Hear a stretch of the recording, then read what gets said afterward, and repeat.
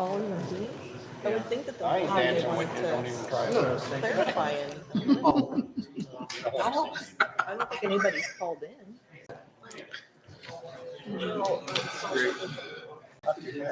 Good evening, everyone. It's 5:30, so I'm going to call the Ottumwa City Council meeting to order. And if everyone would stand, we're going to do the Pledge of Allegiance. I pledge allegiance to the flag of the United States of America and to the republic for which it stands, one nation, under God, indivisible, with liberty and justice for all. Thank you. Chris will go ahead and take the roll. Councilmember Galloway? Here. Councilmember McIntyre? Here. Councilmember Hull? Here. Councilmember Pope? Here. Councilmember Rowe? Mayor Johnson? Here. The next item is approval of tonight's agenda. So do we have a motion to approve tonight's agenda? So moved. Second. Chris will take the roll. Councilmember Galloway? Yes. Councilmember McIntyre? Yes. Councilmember Hull? Yes. Councilmember Pope? Yes. The next item is if anybody wants to speak on any of the agenda items tonight, hopefully you filled out one of those little forms. If you haven't done that and you want to speak, would you go ahead and fill out one of those little forms now and then bring them up here so we know who's going to be wanting to speak?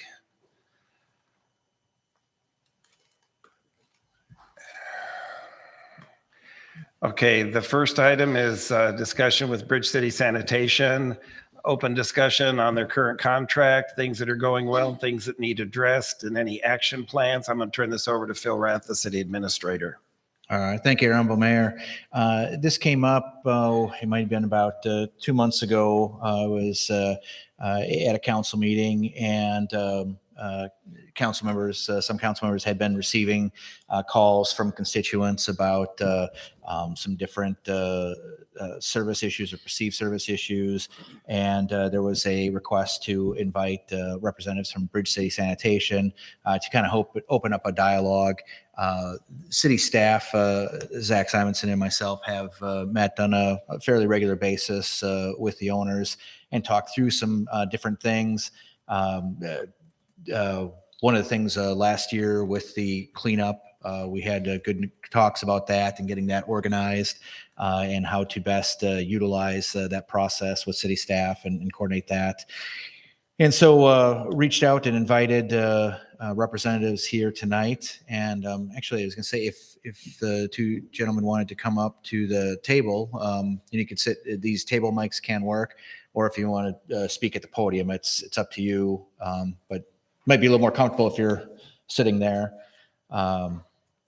And I'll let you both introduce yourselves. But just like I said, as the topic says here, talk about things that are in the contract. And this is both things the city observes and things that Bridge City Sanitation observes. Things that can help make the process of garbage and recycling collection go smoother on both sides. The residents that are getting the materials picked up and the contractors providing that service. And so we're looking at things that are going well, things that might need addressed, and if there are things that need addressed, what kind of action plans we'd have. We may not get through all of that tonight as far as action plans, but if there's certain topics here, I think follow up with that could be beneficial. So I'll start maybe with letting you both introduce yourselves, and then I'll open that up. I'm Keith Lewis. I'm Jason Blum. So first off, I'd like to, I know after that council meeting a couple months ago, there's some stuff printed in the Courier that I'd like to clear up right off the start, I guess. Initially, the comment was made about improving our fleet of trucks. So just so everybody's aware, and again, we've met with Phil and Zach, like you said, fairly regularly, and it's 100% improvement over the first 10-year contract. So that part we're very pleased with. The communication between us and the city staff is very good and seems to be working. So in general, if there's any concerns by council members, if they get them to city staff and then they come to our regularly meetings, we address them right away. But one of the bigger things is about our fleet of trucks. So since we renewed this contract, we have replaced the auto arm trucks and the recycling trucks. So 9 different trucks are in place. They might look similar to the other trucks, but we haven't improved that fleet. Spent just under $1 million in equipment. So Which trucks were related to the those? new contract, Which trucks were those? I'm sorry. the auto arm trucks and the recycle trucks are all replaced. So, and already in the, there's a lot of moving parts, hydraulics and everything on these trucks. So in the upgrade maintenance plan, we've already replaced, and 2 of the auto arms have been refurbished. The auto arm part of the trucks have already been refurbished. So we're going through a cycle of that, keeping the fleet up to date. So that's one of the major expenditures that we had to do because of the new contract. So, and as far as calls go, we maintain a call log down at the office. And looking back at our call log, and that's anywhere from something was missed, or I had a certain item out that wasn't picked up. We're averaging around 125 calls per month. So that's on a monthly basis. So it sounds like That's missed calls. calls into the office reporting either something was missed or that they have yard waste out to pick up, various items. It's not all complaining about something. It's just a call log reporting us to go do something. Yeah, we actually receive about 800 to 900 calls a month, somewhere close to that. But of those, 100 of those calls are actual misses or something that needs action, an action plan that needs to be done. Customer service issues. Yeah. The others are, you have to call in to get the bulky items, Cans. items like that, or replacement cans. So there's a good volume of calls, but the I guess we call it service issues. Yeah. Customer service issues are around 100. So in a month, we service approximately 30, we pick up a tote about 36,000 times. So that call, in perspective, even though it sounds like a lot, that call listing is a very, very low percent. So, and then when we meet with Zach and Phil, they also have a call list or a call log that we take into account. So virtually all of these calls that we're aware of are taken care of some way or another. So, Say if we receive, at least if I get it, and I'm assuming Zach the same thing, is if we get a call, like say we got a call today with a garbage pickup, or yesterday I should say, we report that right away. The follow-up meetings are, if there's a list, so we keep track as well, and if there's a trend of anything that we see or we're hearing about, we kind of address that in those meetings. But if there's any immediate service issues or action items, those are relayed right away. right. Yeah. Right. The communication between Zach and Phil and our department, either through phone calls or emails, if something needs to be taken care of, it's serviced right away. So I that's guess our goal. if 125 of those calls per month are service related calls or customer service calls, then what are the other 700 calls? Are they complaint calls, or how would you categorize the other 700 calls? They're like bulky pickups. They have an appliance set out, or they have a bulky item pickup. Bulk and Type yard thing. waste are the majority of our calls. That's, Right. I would say 70% probably. So Thank you. to call in and get on the bulky pickup list, you have to call by 3 o'clock the day before. And has to be called in. So that's what majority of those phone calls are. Yep. So, so outside of that, there's, there's service.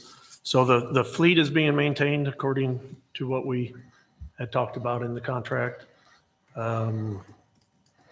And everything else as far as meeting with city staff is going well. And Phil mentioned the citywide cleanup was planned, and we'll be working on the next one at our next meeting, so. Anything else? That's basically an update. So as a note of that, if any council members do get any issues they want to be taken care of right away, the first step would be notifying city staff, and then we get notified and we address those promptly.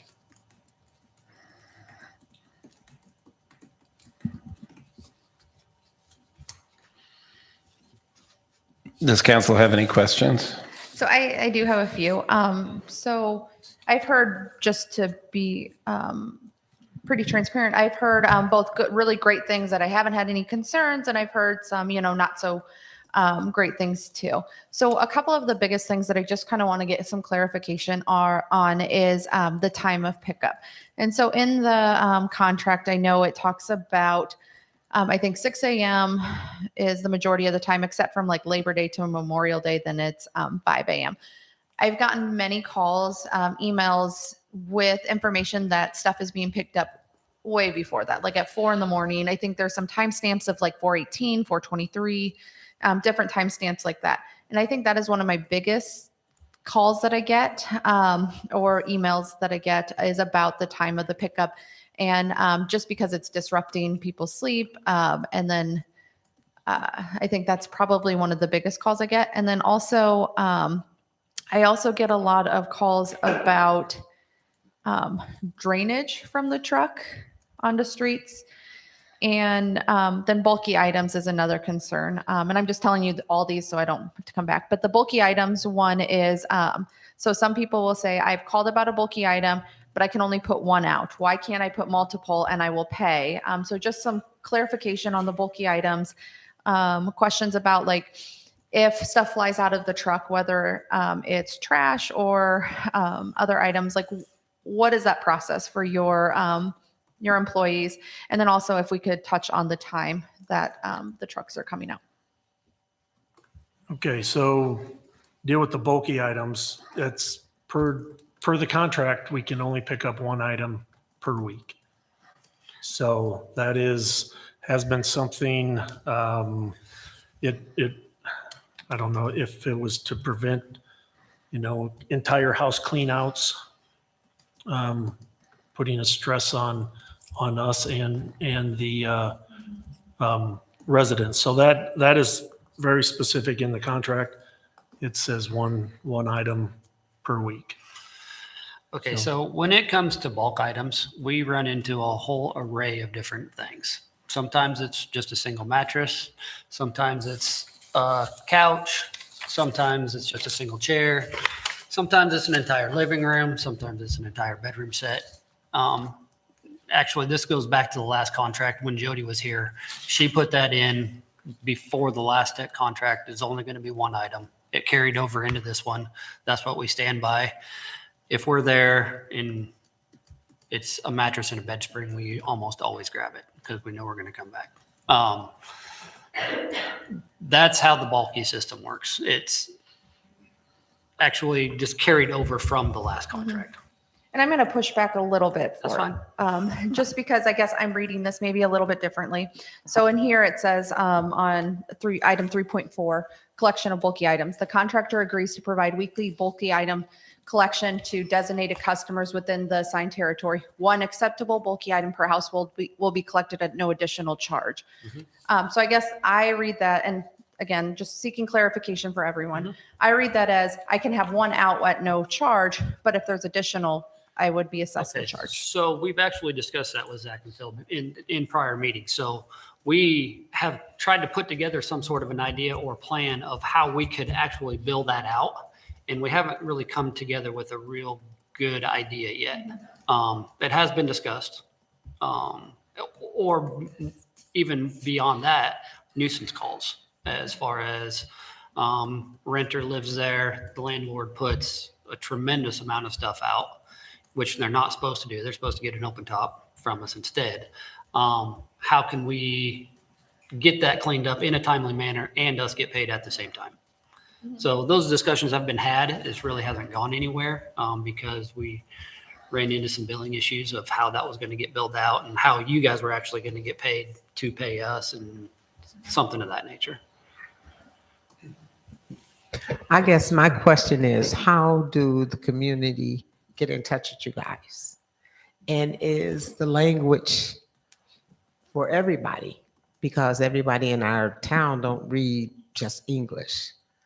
So I had a neighbor that spoke no English, and they had stuff out in front of their house for almost a month. But it's probably because they didn't understand or the process. So do you guys break it down for other people in our community that don't speak English? No, we don't at this No. time, no. So if they have a neighbor or a friend, I mean, they call the phone number, but if we can't speak their language, I guess we don't have any way of interpreting in our staff right now. So if there's a neighbor or somebody who can relay the message or phone call in or, then we can get it taken care of.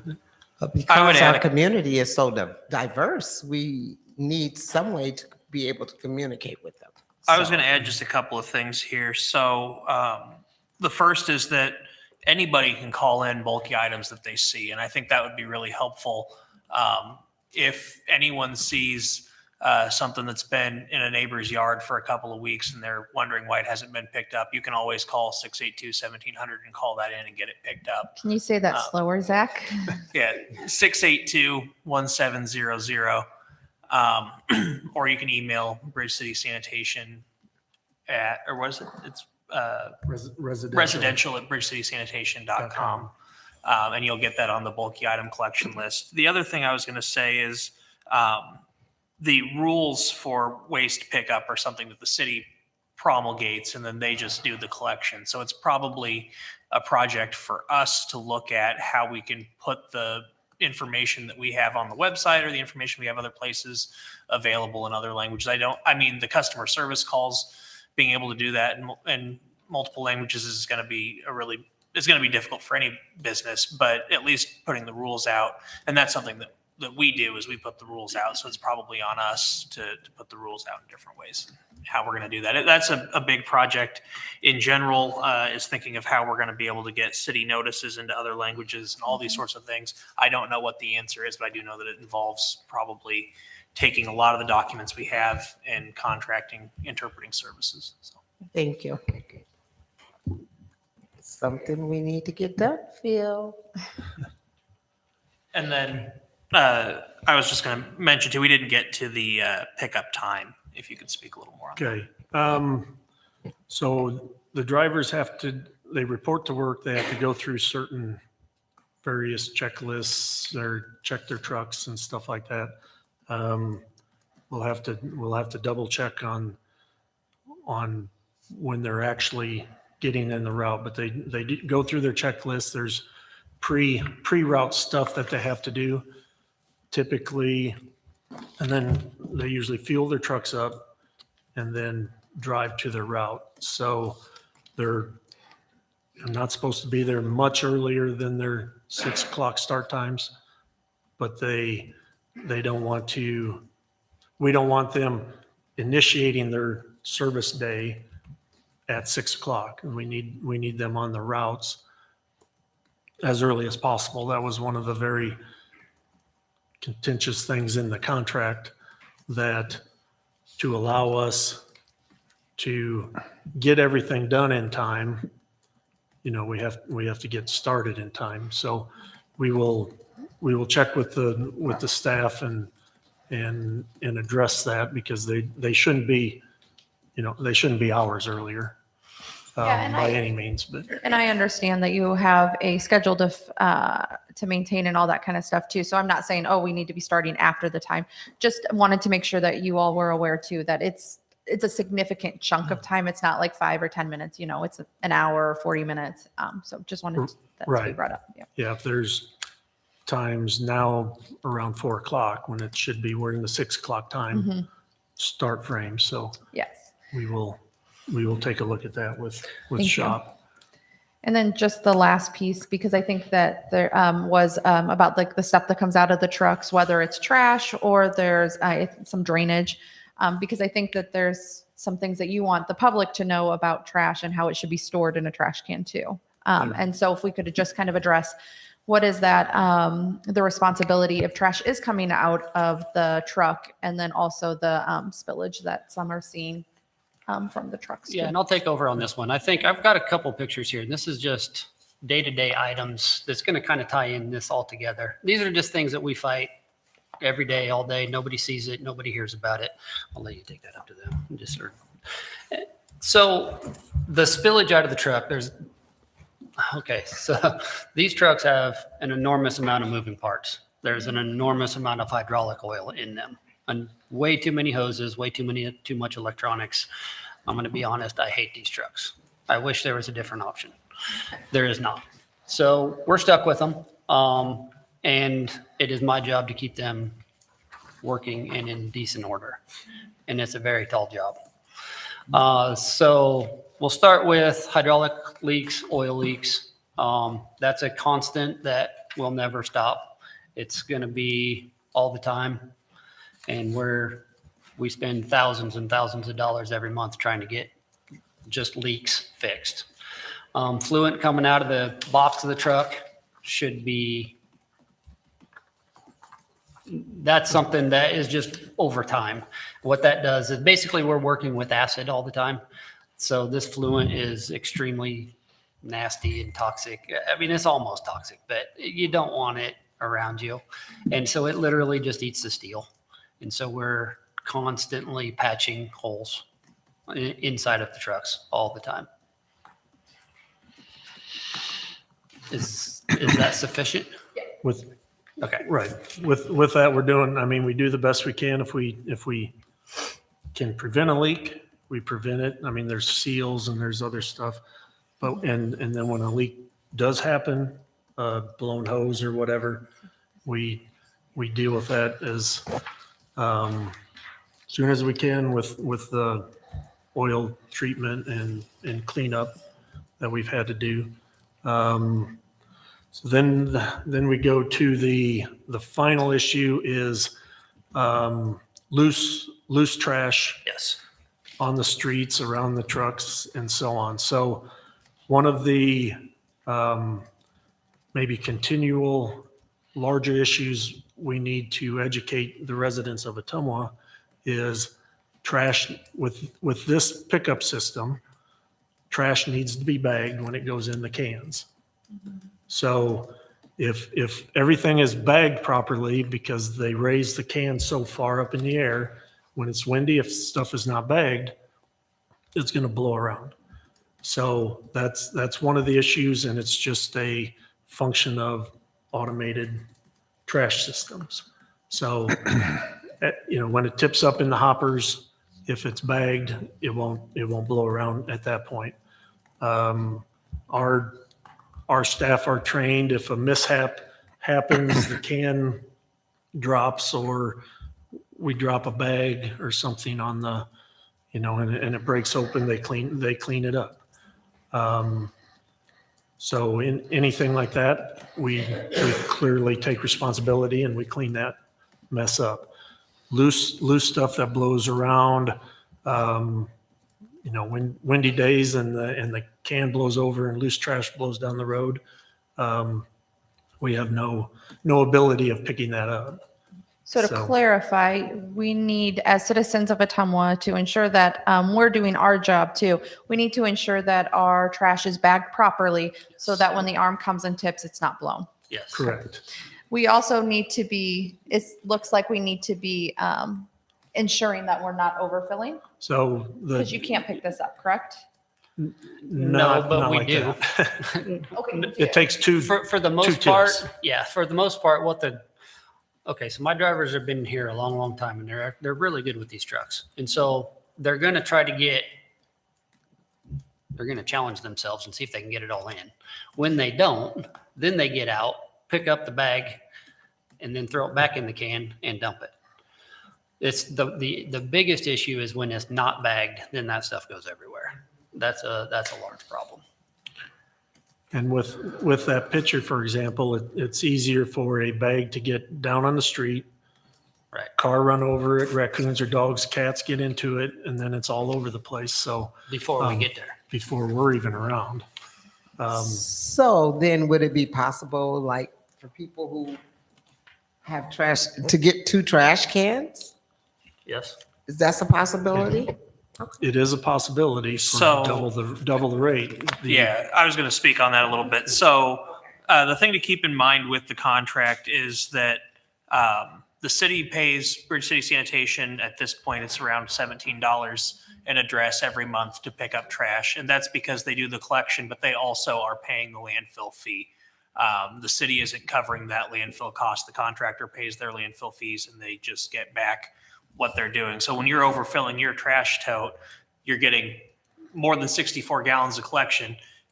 They're still paying for those additional pounds, and that's going to raise the rate for everybody. So when we talk about the equitable way to do it, either you buy the trash tags if you have an extra bag every once in a while, or you can look at adding a second tote to your account, in which case you're going to pay an additional 17 something every month to have that second tote. Oh my goodness, that should be a discount if you have 2 of them. And Zach, where can you get those trash tags at? The trash tags, so we do have some in City Hall, and then all the local grocery stores, Walmart, sell those as well. And your account to set up an additional trash can, you do that at the waterworks. It's one other education piece with the extra trash bag sticker. It's only for up to a 32-gallon trash bag. We see a lot of times that there's 55-gallon contractor bags sitting out beside the trash can with a $1 sticker on it. And they weigh 75 pounds. So So to add to Zach, that's where that is. We've literally had contractor bags that have 4 bags inside of them, literally, with 1 sticker on them. So for our guys to get those items in the truck, they have to get the bag in the tote to have the auto arm pick up the tote. And so nothing above the 32-gallon bag and less than 40 pounds per bag. I just have one more thing and then I will pass the mic on. I would I know that there are people in Ottumwa that do not have like a truck, and I know that you do one a year, the big collection day. If there is a way that it could, because like, for example, I don't have a truck. So for me to bring all these big items to down here, it's very difficult. And I know that there's other Ottumwans that have that too. So maybe kind of thinking of that as you start to plan your next trash pickup day or whatever it's called, the citywide. Thank you. Yeah, and we had talked about that before the contract, and that was a part of the process was to how that would be done. And I think we have it in the contract. I don't remember that part specifically about it being set up as a centralized site for the one time. Otherwise, the cost of that goes up quite considerably, and then we'd end up paying more than the rates were established by the centralized pickup, I guess is what I'm trying to say. Right. Because the resident always has the option just getting it to the curb and doing the bulky pickup. Yeah. Throughout the year. So That's good to know. And just clarification, Phil, it does say that it can be house to house or a central location. Okay. Thank you.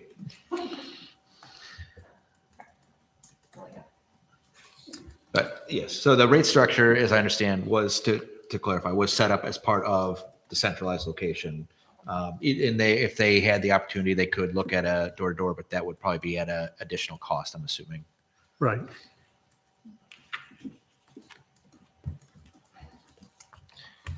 And to the point, you get up to 52 items you could have picked up curbside in a year. Which some people use that. Yeah. So,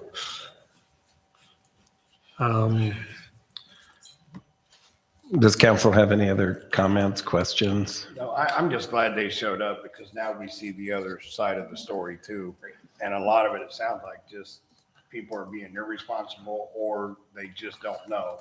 So just continue to get the word out. The city needs to do a better job to say, hey, this, and this, somehow mail it to them or something. But I haven't had any problems and no one called. That's why I haven't said anything. But excuse me, a handful of time I'll have a little bit of trash, but it's because I didn't put it in the sack. I don't call and complain. I put it in the sack and put it back in the garbage.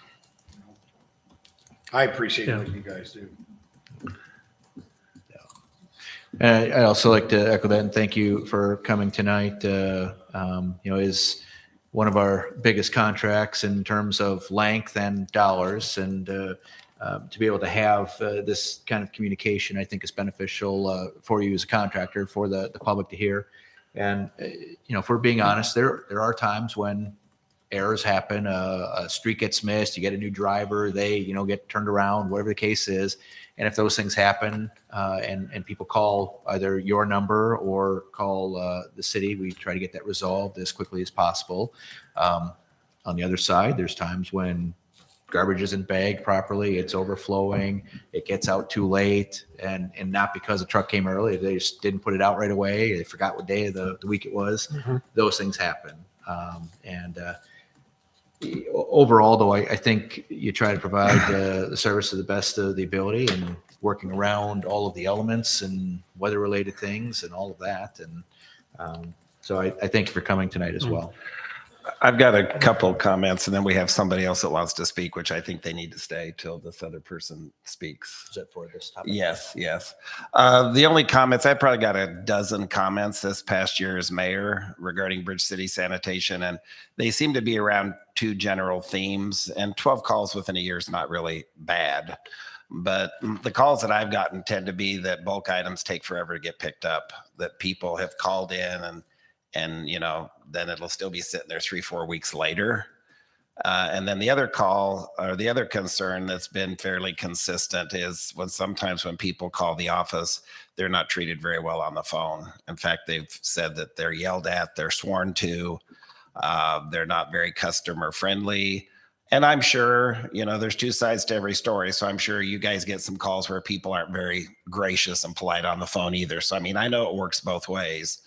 But, those were the two main themes on calls that I've gotten out of the mayor's office is, the fact that sometimes bulky items take forever to get picked up, and then people's experience sometimes with calling your office. And I would assume maybe those are the people that tend to get aggressive on the phone. I don't know, because I'm not there when those calls are made.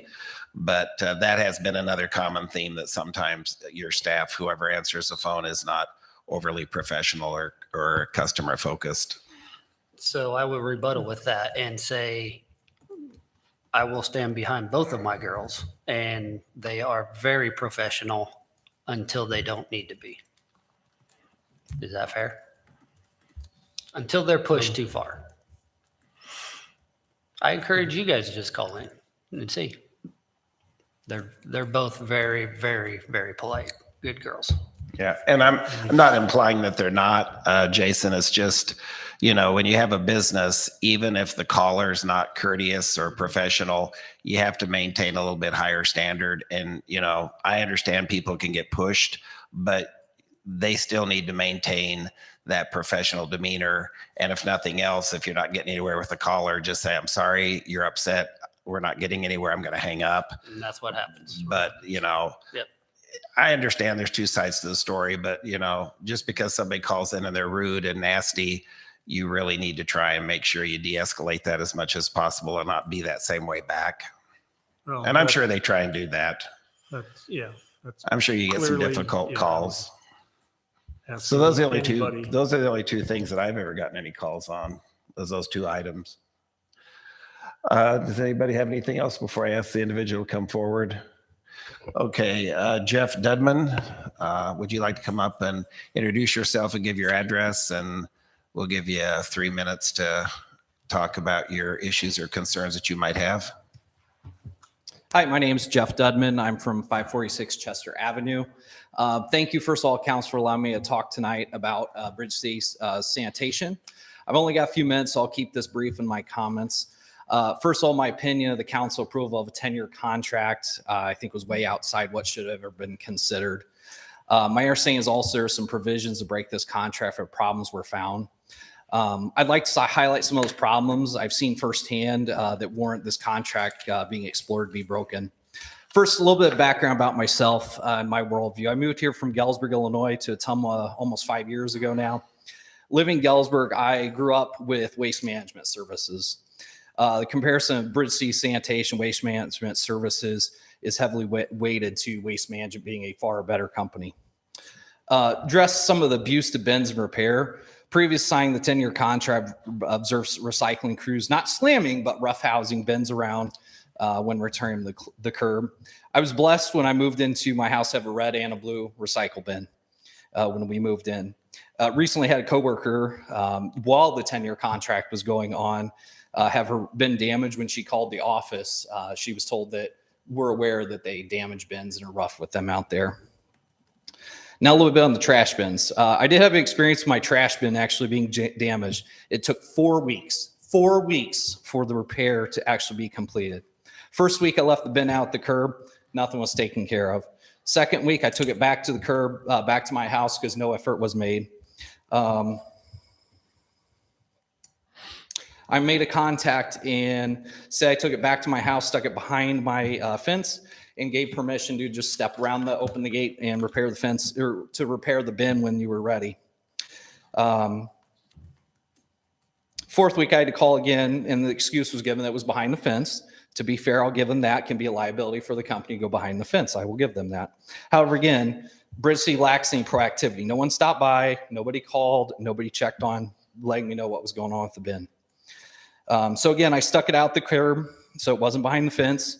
And once again, it took me another phone call to get this repaired. I was told that there was a truck that was broken, and I started becoming a little upset. I was like, it's not my job to worry about your trucks. You need to get out and get it fixed. Well, it was finally fixed after that phone call. It's astonishing to me that Bridge City demonstrates any lack of proactivity or structure to take care of myself and the community. I want to talk a little about the oversized items too.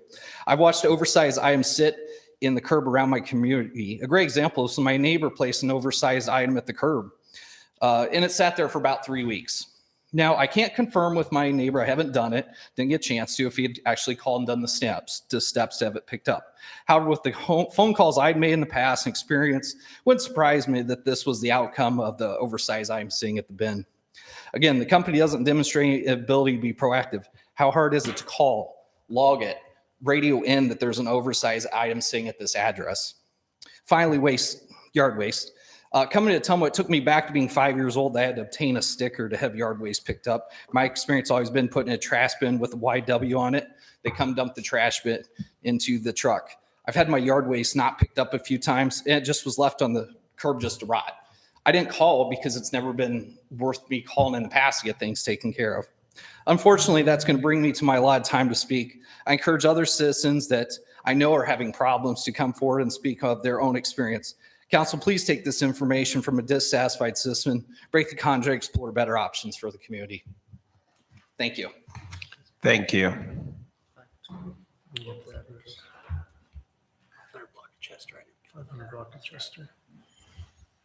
Zach, do you have anything else you want to add or say? Oh, the only thing I was going to add is that the contract does require that we do a survey every couple of years to gauge customer satisfaction with the program.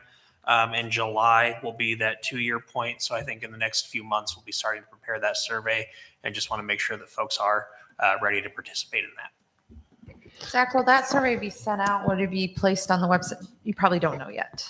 I think that most likely we will do it on the website. There is the possibility that we might want to put something in water bill mailings as well, but that does generate additional cost, and we'll just kind of weigh that cost against what expected value would be.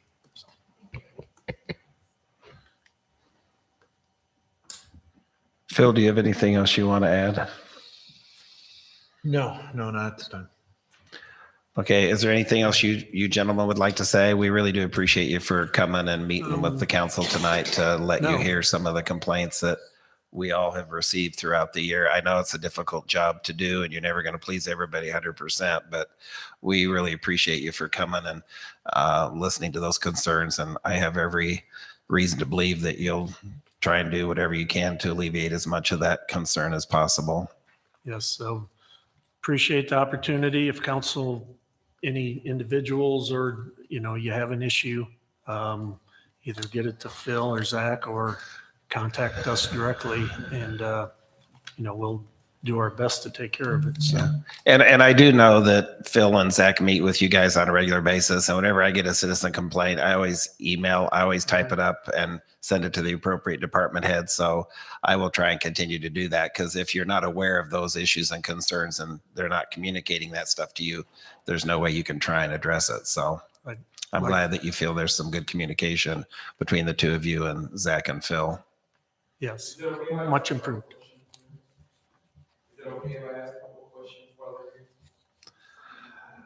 Go ahead and come up and introduce yourself and your address, please. Then you'd have like about 3 minutes. My name's Jasfir Torres, 545 Ray Street.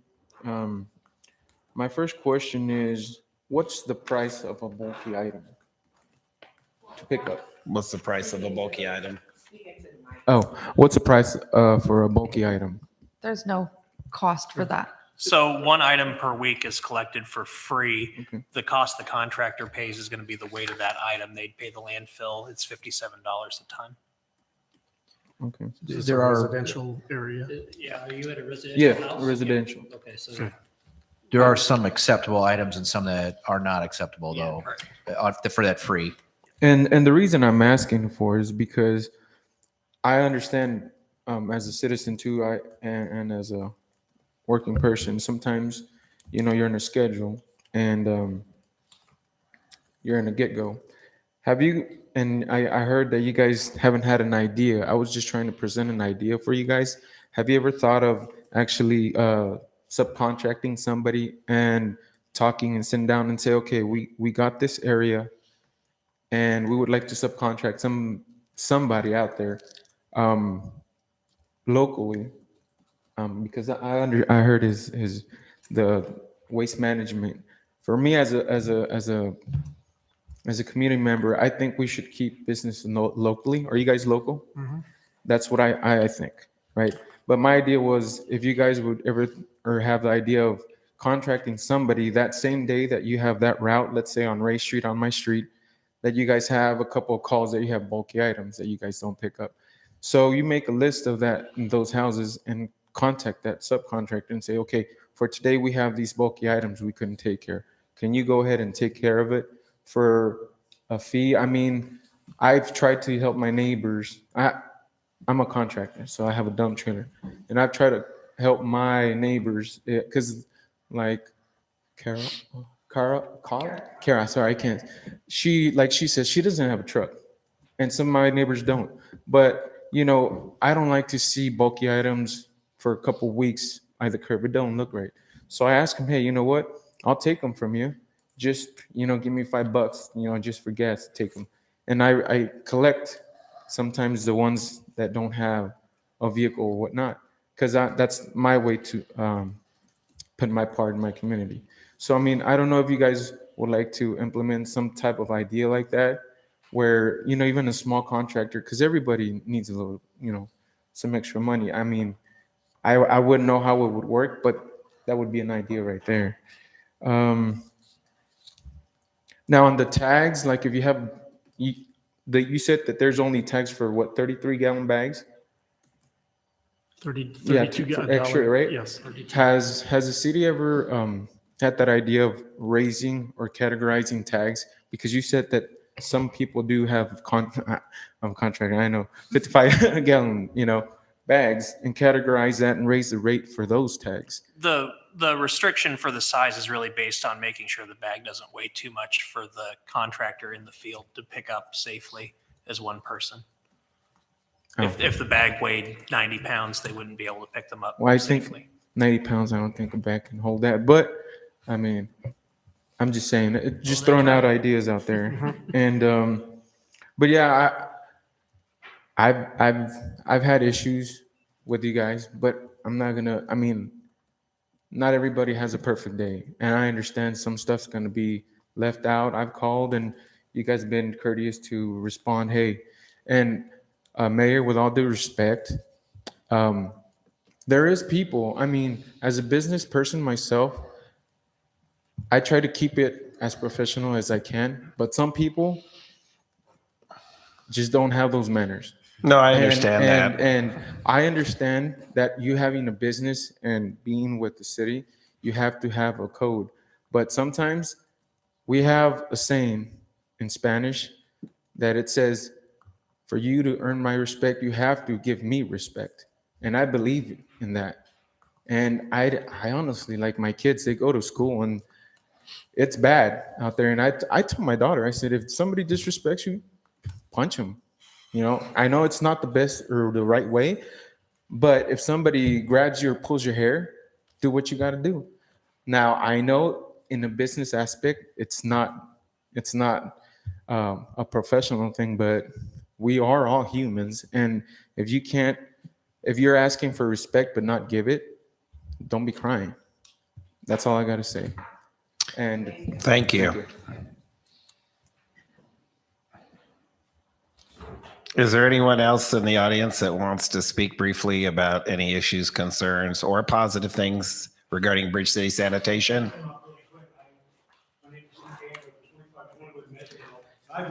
Go ahead and, Jim, say your name and address into the microphone. My name is Jim Kane, 2521 Meadowdale, and I'm going to say my services picking up the stuff has been perfect. Never had any problems whatsoever. Thank you. That's all I want to say. I think we're lucky to have this. Thank you. I One just last wanna- time, does I'm sorry, council have yeah, anything I just wanna say else? the last thing. I do want to just clarify, nothing bad. I just want to clarify that again, we hear it when we hear all the negatives, too. And so I appreciate Jim coming up and saying the positives too. So I don't want you to think that you came here to be bagged on too, because I think there was some good information learned tonight. And so I do appreciate you coming in, and thank you for that. All right. Thank you. Thank you.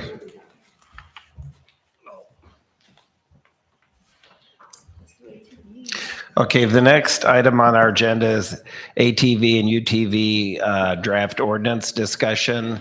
And I believe Phil's going to take the lead on this discussion to kick us off. Yes.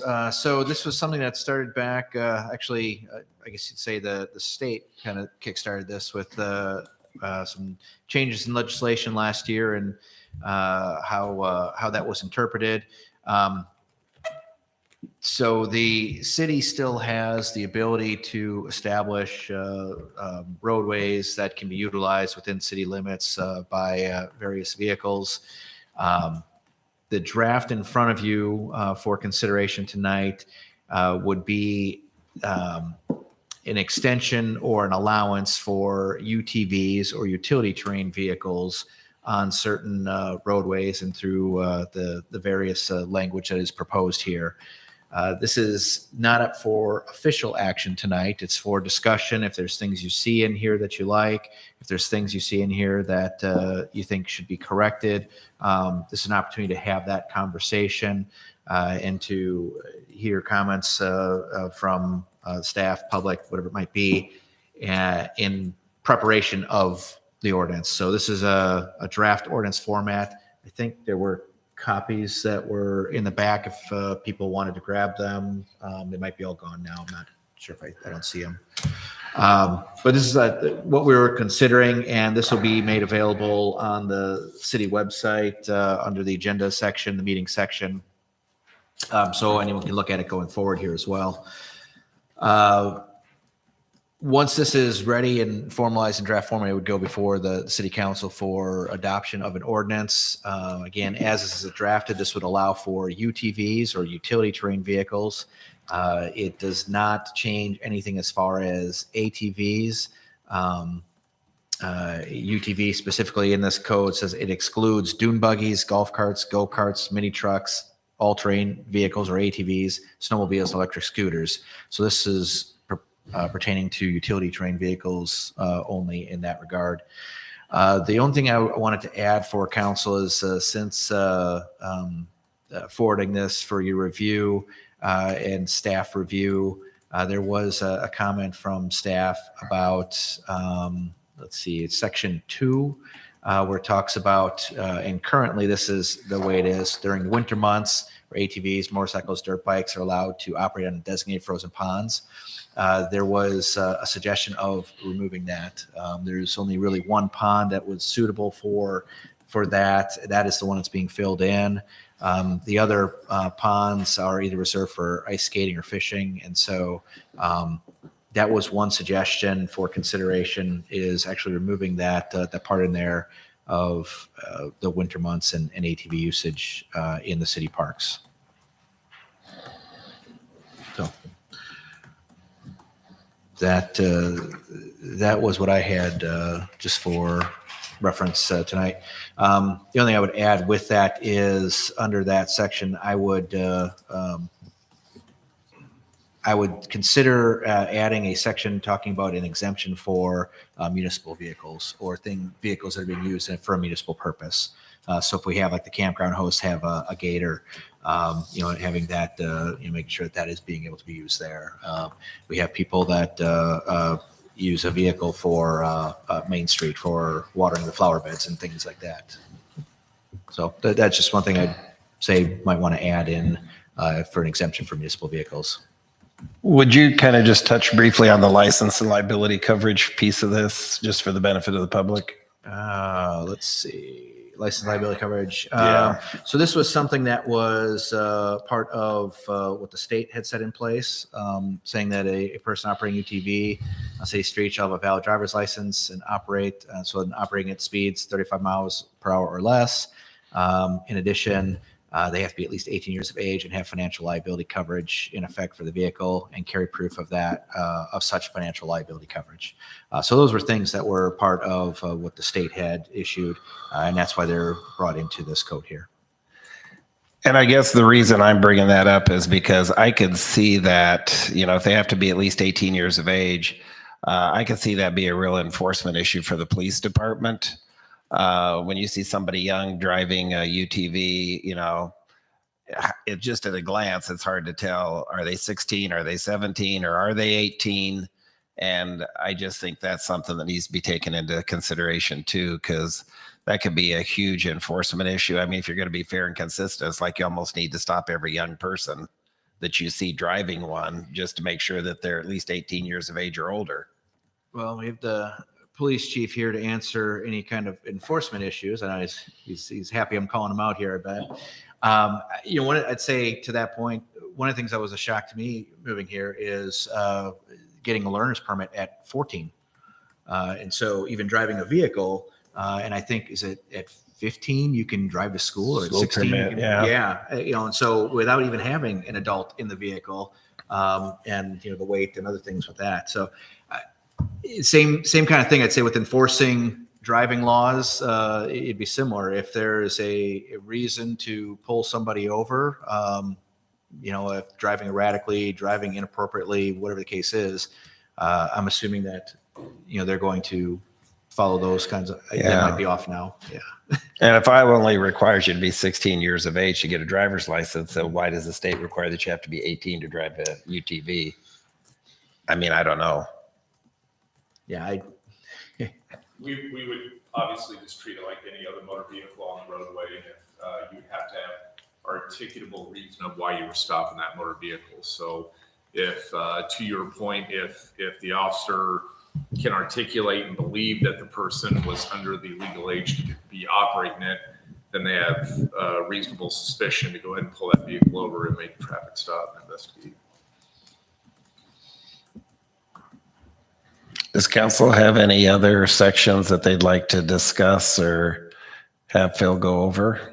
So I feel like I'm the only one talking and I apologize, but I do just want some clarification. So this ordinance is identifying that UTVs would be allowed on city streets as long as they are a street of 35 miles per hour or less, or during like snow, if they're covered with snow, correct? Yeah, so it opens up the ability or usage for UTVs. Excuse me. So as you mentioned, UTVs can be operated upon streets which have not been plowed during the snow season. Other such streets may be designated by resolution of the council. So we would establish resolution allowing for what streets. So similar to areas where we have stop signs or other road things that are designated by resolution. So we would create a map, designated streets that would be allowed. And so that's another step we'd have to take. But in order to do that, this is that first step in allowing that to happen. On said streets that are either covered by snow or designated, then they do have to maintain that speed limit of 35 miles per hour or less. And then you've got your exceptions in here. They can be operated on prohibited streets under the following circumstances. So streets that wouldn't be designated, for example, if there's an emergency, UTVs may be operated at any street in an emergency during the period of time when and at locations where snow upon the roadway renders travel to be by conventional motor vehicles impractical for snow removal. And there's more to that, but I'll skip through here. I just wanted to clarify because not everyone has access to this, especially if they're watching. Yes. Online. Direct crossing. So someone is on private property and is crossing the roadway to get over to the other, and that should be made at 90 degrees. You have to come to complete stop before crossing the street. So some simple, practical safety type things that would be there. Let's see. Obviously cannot operate on railroad right of way. Trails. So this does not allow UTVs to be operated on recreational trails. Similar to currently, they're not able to. This would continue that. Parks and other city land shall not be operated in any park, playground, or upon any other city-owned property without the express permission of the city council. However, you could at the campground because there's streets there, correct? If the council were to designate those streets by resolution, then that could allow for that on the streets. Yes. Are they required to have lights or reflectors? Yeah. By state law, you're required to. Turning signals on board. State belts. Seatbelt. And so that would fall under that first, I think. This is just, if I may, Yep.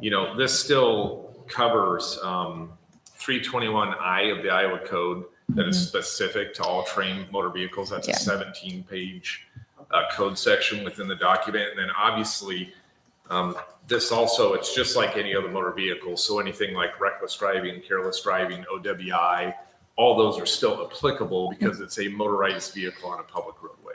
Yep. So even though this is somewhat brief, you still have the entire Iowa State Code that is enforceable and the Department of Natural Resources that gives people directions on operating these on the streets and stuff.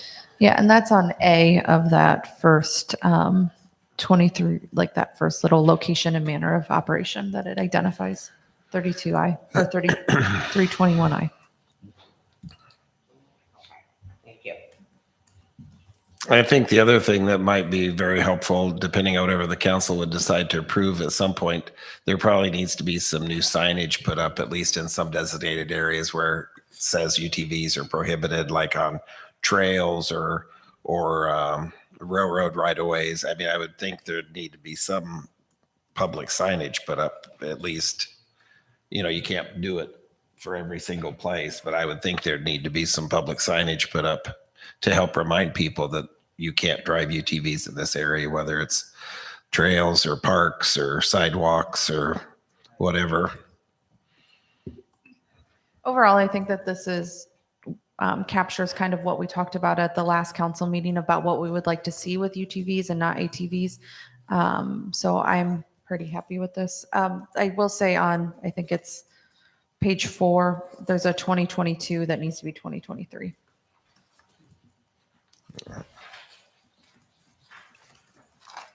Yes, I see that at the bottom.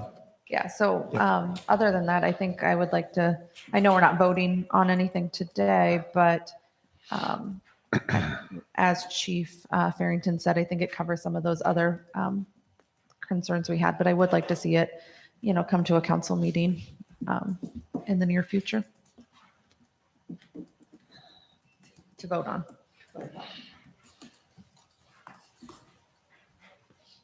Do you have any idea what the time frame for that could be before the council would actually vote on an official ordinance? Well, we could, let's see. So if this is in general, looks good. I believe that for the next meeting, I can get a public hearing before the council, and then it would be the following meeting. And then depending on if the council wanted to use all 3 readings of the ordinance, or if you, for whatever reason, wanted to waive any of the second or third readings. So it would not, ordinance would not? This one doesn't because it's not zoning. Oh, okay. Well, then I'd say we could look to have the first reading as early as next Tuesday. And then I would echo that. I think this is a good starting point. And then adding removing the section that you mentioned about the ponds, and then adding a municipality exemption in there would be a good idea. Especially with it, depending on what the roads look like that we actually approve. We need to utilize those municipal vehicles downtown and stuff like that. And I know we got some people here, so maybe they have some good ideas as well. And they've had a chance to look it over. Does anyone in the audience want to speak on any of this draft ordinance now that you've had a chance to at least hear the highlights of it? Does anybody want to speak tonight? You don't have to, but I'll just ask if anybody would like to. That's fine. The one question I guess that I have, Phil, is I know that there are a lot of people that in the past have really enjoyed taking motorcycles and ATVs and stuff and racing around over there in the winter on that frozen pond that now is getting filled in. Is there any possible location that you can think of or that Gene can think of that could be an alternative site for that kind of activity in the future? I'm guessing Gene has an idea. I don't recommend any of the ponds that are left in Ottumwa Park for motorized vehicles because the pond to the south is stocked with trout, and that's where the ice fishermen fish all winter long. Then in the campground, the ponds are either too small or they have an irregular shape and they're not safe for motorized vehicles. Okay. There, if I remember correctly, there was talk during the parks plan, the comprehensive plan, of having, or one of the options was maybe building out something that would be or could be used for like dirt bikes and those things. Now that was a just general plan, but it was something that was talked about as a possibility. So it may be something we'd have to look to build out, having a recreational area like that, a recreational park, so to speak. Yeah. I just know a lot of people enjoy that. And, it's like anything else. When you take something away, it's always nice if you can turn around and give it back in a different manner. Right. And so I think at least it's something that the city needs to kind of consider at some point in the future. And I understand what Gene's saying with the remaining ponds in the Ottumwa Park. They're not really conducive to being able to be doing that over there because of their fishing or irregular shape of the remaining ponds. But I hope at some point maybe there could be another location that activity could be done in the future, maybe. I hope, we'll at least look at that in the future. Anything else, Gene? Well, another issue has been the inconsistent winter weather with freezing and thawing, and you don't want vehicles on those ponds if the ice is only an inch or two thick, and it's hard to tell just by first glance. So overall, it's really not a safe activity on ponds that are 10 to 15 feet deep. How has that been gauged in the past on the one over in Ottumwa Park that's getting filled in? Did the city or somebody somehow go over and determine the safety of that, or how did that get done? Because I understand what you're saying. The city never got involved with the motorcycle racing. We never designated a pond. It just happened. And basically we ignored it. We've never designated a sledding hill either for the same reason. 'Cause Okay. The city doesn't want to assume that liability. So when people were doing it, they were doing it at their own risk. Yes. Okay. Thanks for that clarification. Okay, if nobody else has any other comments they'd like to make about the ATV UTV draft ordinance, we're going to move on to the public forum, and this is where I ask if anyone in the audience would like to speak on any item that's not on tonight's agenda. The council can't take any action on it, but we always ask at every council meeting if anybody would like to address or bring up any other agenda items that aren't on our agenda for this evening. Anybody have any? Okay, if not, I think we're ready to have a motion for adjournment. So moved. Second. Chris will take the roll. Councilmember Galloway? Yes. Councilmember McIntyre? Yes. Councilmember Hull? Yes. Councilmember Pope? Yes. Okay, we are adjourned, and thank you everybody for attending our city council meeting this evening. Safe travels home.